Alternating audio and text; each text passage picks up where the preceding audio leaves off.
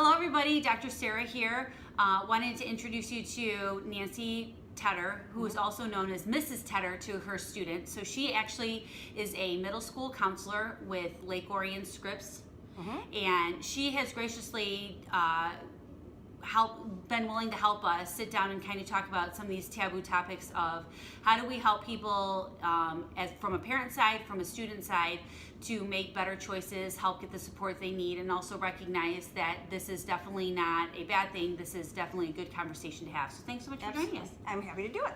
So Nancy actually has children that she actually not only has to parent appropriately, but then has to watch them go through the school systems, and above all is a person who wants to be kind and good to people every day. So it's an interesting dichotomy when you not only have to treat them as just students, but now you have to, treat them as, your own kids. So there's lots to talk about. And I guess what I wanted to start out with is, obviously over your career, you've noticed changes in what is stressing students. Expectations are different, right? You want to talk a little bit about just kind of how that's evolved a little bit? Sure. If you have any kids who are involved in sports, in dance, in music, they want to be competitive. When we grew up, you played summer league and then you tried out for your school team and then you made it or you didn't make it. Nowadays, with these schools, there's a lot of pressure to do camps, to do travel, to basically devote your life to one sport or one thing that you're good at instead of just having a wide range of everything. So, for example, my stepson got a varsity jacket and the people wanted to know what to put on back.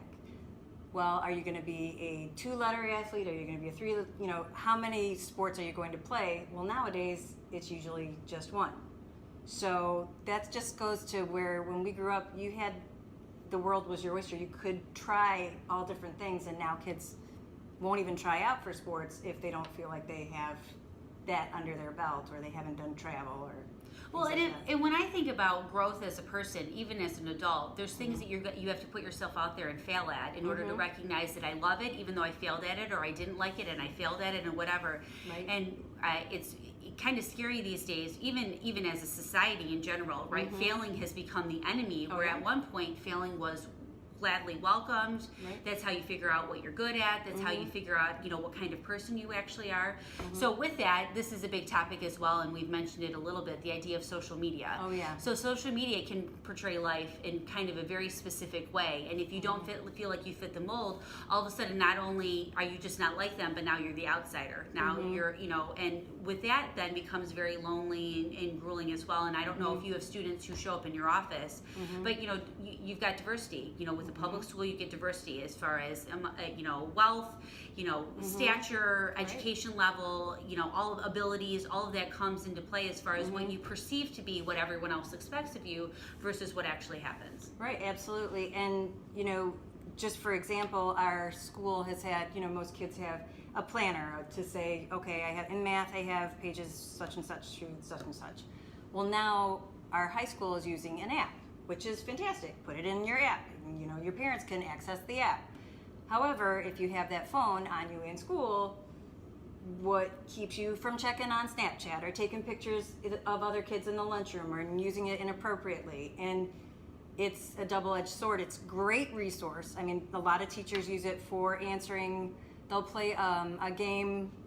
I can't remember what it's called, but they answer A, B, C, or D, and they can all do it in the classroom on that topic. It's a great resource. I don't think kids know what an encyclopedia is anymore. They just Google things, and it's a great resource. However, that is one of the main sources of angst, I guess you would say, with our population when they are home with Snapchat, mostly Snapchat, Instagram, even Musically, which you think your kids are doing like harmlessly, just lip syncing, but they have the direct messaging on that as well. And that is where other kids get very bold and can say whatever they want. Because they're not sitting next to you. Absolutely. And a lot of kids put their self-worth on how many likes they get, how many people say, oh, you're beautiful, I love you. And then kids can also get some nasty things happen. It's very tough because I don't know if you have Facebook. People our age have Facebook. How many people liked Can your be very cruel. Yes. How many people liked your Christmas pictures? How many people liked the picture of your child's first day of school? Some people are snarky and saying, how many first day of school pictures did you see today? I love it as a mom. Right. It should be a good, we even as adults talk about it, it should be a good place for people to go and check on their friends, their kids, what's going on in life, and it's become a platform for people to hide, even as adults, hide behind something, give their opinion about, and I'm always an advocate for, it's cool to have an opinion, but then what are you going to do about it to foster change? Right. And so when you find a middle school student or even a high school student who's impressionable, right, now now Pandora's box is open, and now because you have an opinion and you have a voice and you want to share it, all of a sudden that's cool, right? And it's not encouraging them to go volunteer and help populations or to go into a career that you can actually help people that need that change. It's been kind of an interesting pattern because I was born with a, like before modems actually existed, right? So we went through that whole generation where computers and dial-up were a thing, and then now we've moved into Facebook. So like middle school students won't even know what that world is like before all of the Snapchat and the Facebook and all of that existed. So very challenging, very challenging.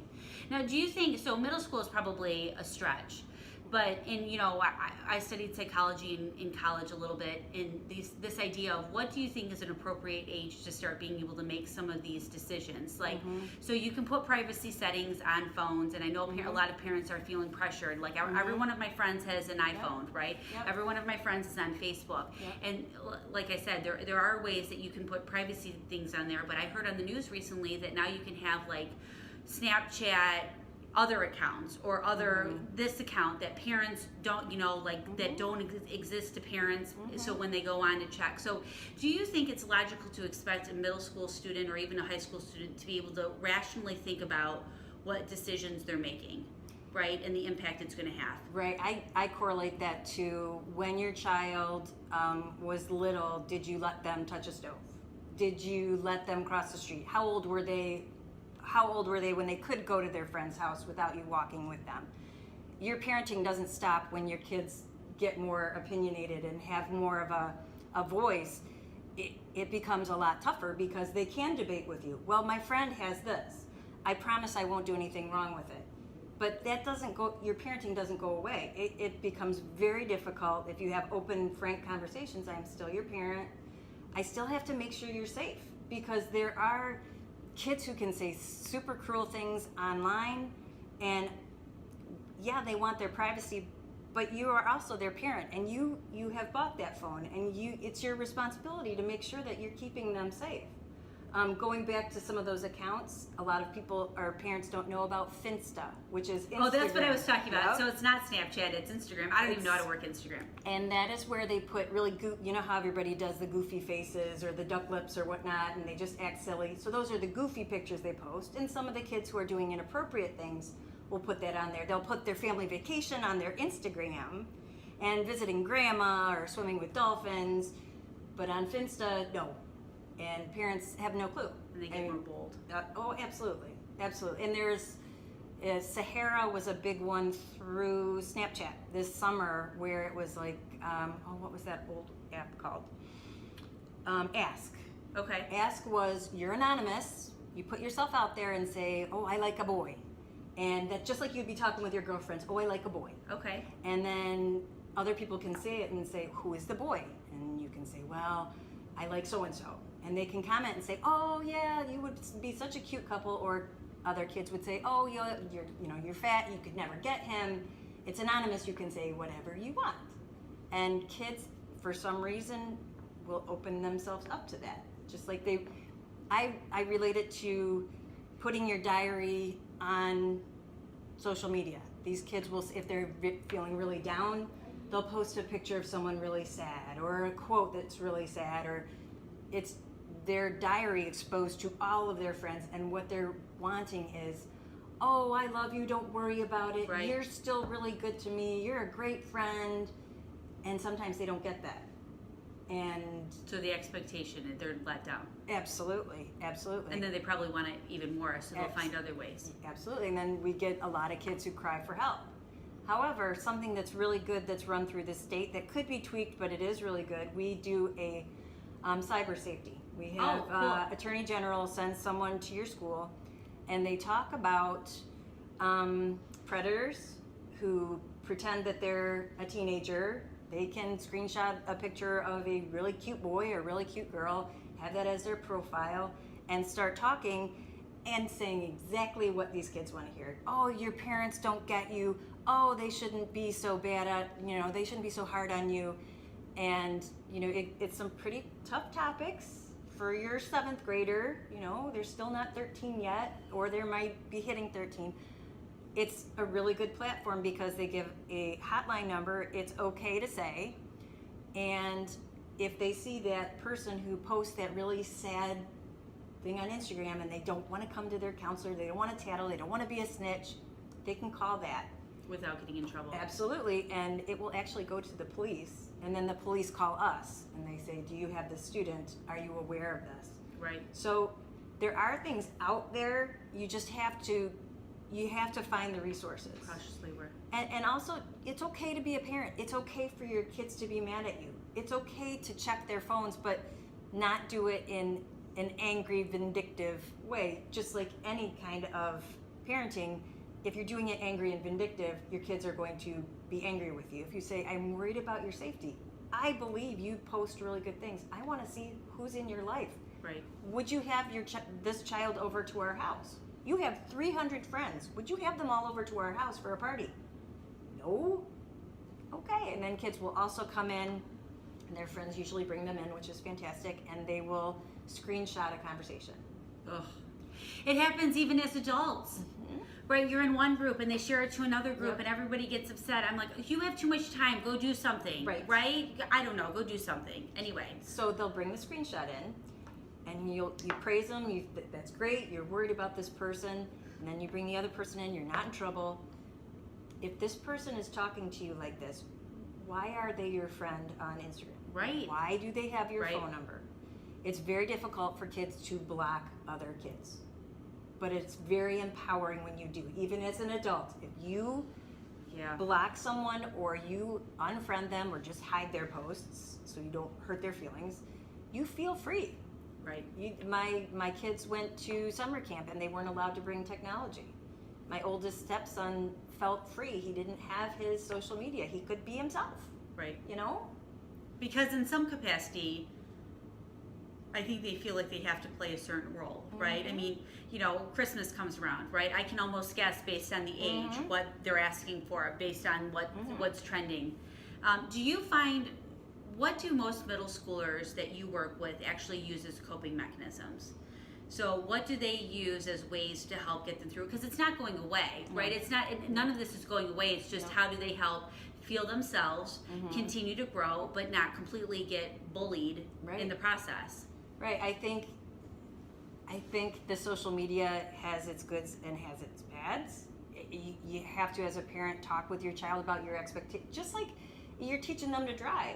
Here are my expectations. You're not going to go over 25 in our subdivision. Right. I expect to be able to check your phone. Would you be talking to your grandma the way you're talking to your friend online? Because we raised you better than that. It's a hard conversation. Coping mechanisms, doing things with them, getting them involved in any new student to our school, I try and get them involved in a club. Okay. Please get involved in a club. Our school district is awesome. We have clubs. If a kid wants it and they get maybe 5 or 10 other kids who want to do it, we'll start it. I did a Zumba club. I don't Zumba, but I had a group of girls who wanted to do it, so we did it. Yeah.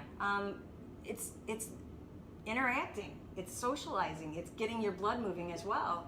We've noticed in PE, some of the kids just don't have the skills, and the teachers had to scale some of her lessons back because they just go home. Fortnite is a huge game on Xbox now. Kids can't wait to go, and then they have the headphones and they talk to their friends, and that's fine, but you gotta integrate it with other stuff. And activity.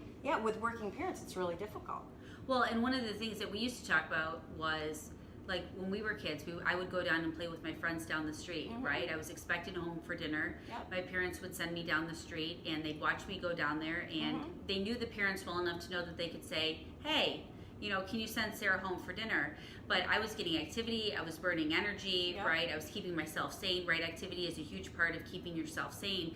And one of the problems that we've got now is doing this all day doesn't help keep you mentally sane. As a matter of fact, the digital interact with your eyes and how that works with your brain has also become a huge concern for people. So I guess one of the big topics that I just wanted to briefly talk about is this idea of, if you're a parent or if you're a student, what are some like very simple things that you can do to be checking in to make sure your student is not heading down a direction that you've got to kind of crisis manage? Well, having open conversations and treating them with respect and not talking down to them. Okay. So I hear this is going on in Rochester. Can you tell me about it? Do you know any kids who do that? Some kids are going to clam up. Well, I'm going to keep talking to you about it, buddy, because this is important. You are important to me, and I know that stuff is going on. Right. Right now, vaping is huge. I just found out about this. Huge. They're hiding it in their sleeves. One of the students that I talked with last week, she had said that she notices it all the time, and why is nobody doing anything about it? And the hard part is you're not chasing them around the school waiting for them to do it. But I think either they don't understand the harmful side effects, or other people are doing it, or I don't know enough about vaping to really give an educated opinion about it. But it's crazy.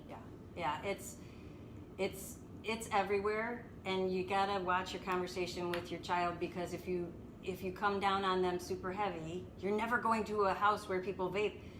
They are going to rebel. They are going to be mad at you, because just like when we grew up and people were having field parties and they were drinking beer, you didn't have to. You could go. You didn't have to drink the beer. These vapes are going to be there, and you just have to have open and frank conversations with them, and let them know if they try it, we still love you. Right. You make mistakes, Right. but you gotta talk with me about it. Because in theory, you've got to build their confidence. Because they've got to have the confidence in themselves to know that it's okay for them to say no. Right. It's just astounding to me how prevalent it's become. And I don't claim to be perfect. A lot of my biggest life lessons I learned by making mistakes. I'd rather make a small mistake and know not to do it again, rather than make a big mistake and have it like alter my life and make it. But it's hard to know when to try and make the mistake. Like, I found myself even in college. I was always the designated driver. I had plenty of fun in college. But there were still times, and I still joke about it with my girlfriends, there were still times in college where I found myself in situations where I literally would look around and say, I know I'm not making bad decisions, but how did I end up in this situation? This is not a good situation. How do I get myself out of it? And even as an independent, strong person who knew right from wrong, you still, as a middle schooler, can find yourself in those situations where you're like, so I didn't knowingly choose to be in a bad situation. Now I need to get myself out of it without panicking, and I've got to use my own resources to do that. And that's a tough age to really encourage someone to do that, because again, developmentally, they still aren't there, right? Right. I've had kids go to like sleepovers and text their parents from the bathroom when they know things aren't going well, and then they just say, I'm not feeling well. Right. I mean, that's a good out. That's a good conversation to have with your child. And you can always blame me for being a strict parent. Right. I mean, we're known as strict parents. I'm sorry that we have expectations. Right, for sure. Or they have a code phrase, right? Like, say something like, oh shoot, I forgot my socks, or something that nobody else would think is a big deal. No questions asked, they come and pick up, because that's the penalizing part, right? Like, you're letting me know that you want me to be safe. I'm letting you know that it's okay to let me know that you're not safe, and no questions asked. Because that gets really, like you had said earlier, that gets really tough. Nobody wants to get in trouble. And obviously you don't want your parents to be mad at you in some capacity. So, a code phrase, code word is really awesome as well. And usually most people, it's kind of a non-issue, right? Right. And if you have parents, some kids are, deathly afraid to say anything. I always ask kids, who are your go-to people? Doesn't have to be mom and dad. Sometimes it's harder to go to mom and dad. Do you have that aunt that's just awesome? Do you have a grandpa that spoils you rotten? Do you have a neighbor down the street who's really nice, like the neighbor you grew up with? And this goes with just feeling sad as well. Do you have 5 go-to people? Right. 5 go-to people. Hopefully they're not all adolescents, because they're not going to give you what you need. Right. They will be there for you for maybe 10 minutes, and their attention span will go, and they'll want to talk about something else. Right. But that's something that I would recommend to parents. Have that conversation with your child. If dad or I couldn't be there, what are your other go-to people that you could call? Are That's they great in your advice. phone? You know, I need to make sure I have 5. right. And that's when I talk to parents as well, because I highly recommend any parent who is going through a tough time with their young teenager, they need to talk too. I have so many parents who bring their children in to see me, and that's wonderful. However, we got to mend the relationship with the parent and the child, because the parents are pulling their hair out too. I mean, and you hear this, when I grew up, okay, we got to scratch that. We Right. got to scratch the when Totally I grew different. up. What can we do to help you? What would you like me to do? Well, don't bug me. Let me go in my room. Well, okay, that's not going to work.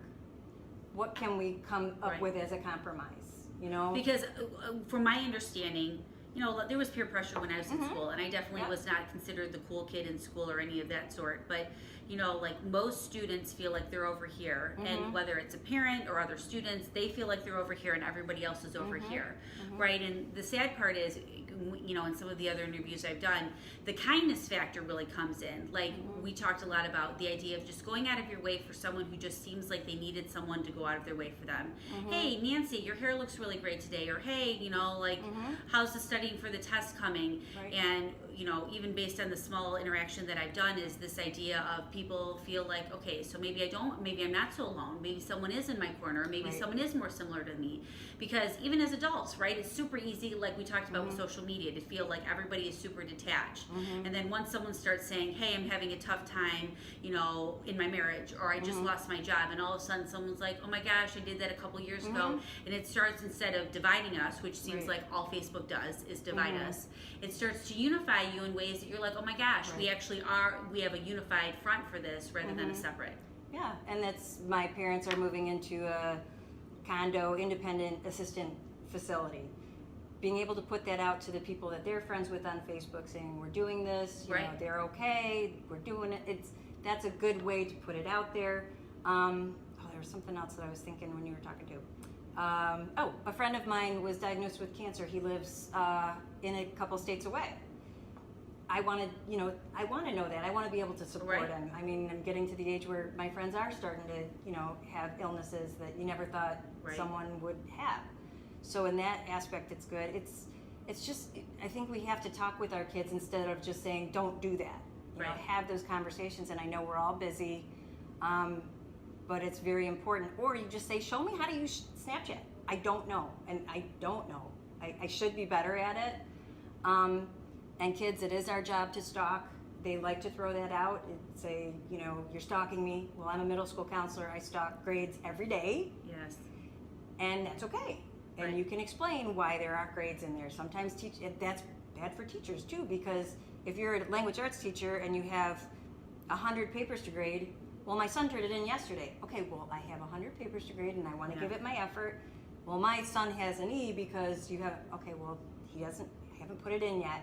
So just having those conversations with your kids, taking it for face value. If you go to conferences and they haven't been honest with you, you'll find out. Because you do want them to win. Yes. And I don't Yeah. I don't know how somehow it gets projected, like, again, you versus them Right. or whatever. Right. Like, obviously you want them to win, parents Right. want them to win, and it's sometimes, I hate to say it, almost just as much of an issue with the parents as you have with it. Like, you sometimes wonder why the apple doesn't fall far from the tree, right? And I don't mean that in a negative way. I'm certainly not a parent right now, but this idea of transparency, congruency, all of that. If a parent calls you, obviously you would expect them to be polite. You wonder why, Johnny is not polite to you, and then Right. mom and dad call and they're not polite to you, right? So Right. it's hard to expect something from a middle schooler when they're still growing, when their learning tools are Right. probably not as, insert whatever word you want to, Right. useful as you Right. would hope they would be.